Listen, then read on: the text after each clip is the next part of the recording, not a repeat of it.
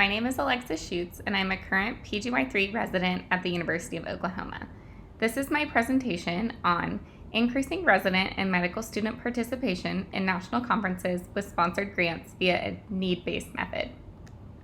As most of you know, which is why you're a part of ROECSG today, national conferences offer unique educational and networking experiences for all levels of those that attend, including medical students, residents, and attendings.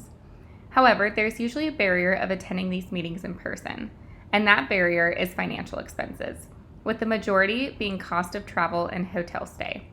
This creates a financial burden on trainees and adds further stress of how and if they will be able to attend the conference in person.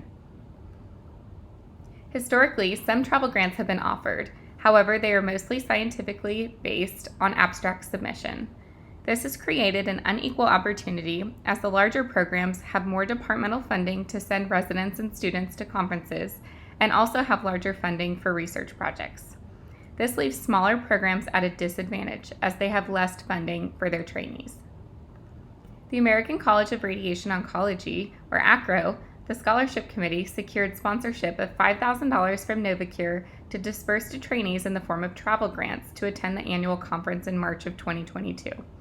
These travel grants were to be given in a need-based method with no consideration of abstract submission.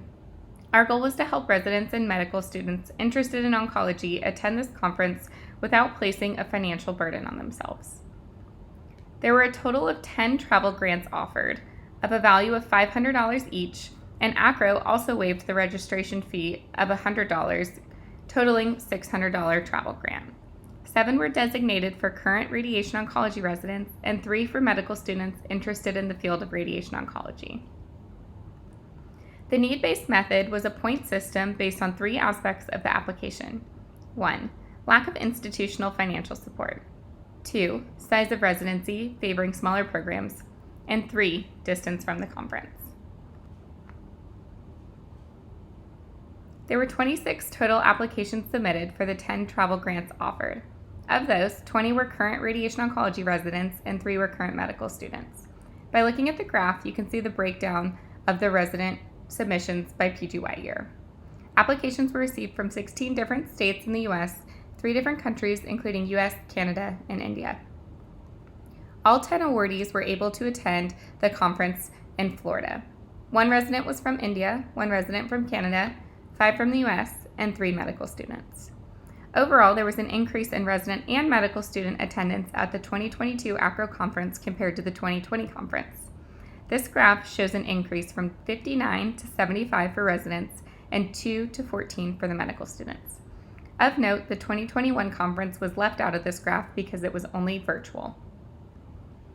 By utilizing a need-based method, we were able to fund 7 residents and 3 medical students to attend a national conference they otherwise would not have been able to attend. There remains an unequal opportunity for those at smaller programs, international students and residents, and those without large research projects to attend these meetings. For our future directions, we hope to increase our 10 grants to 20 plus next year to continue to fund trainees to be able to attend these unique educational experiences.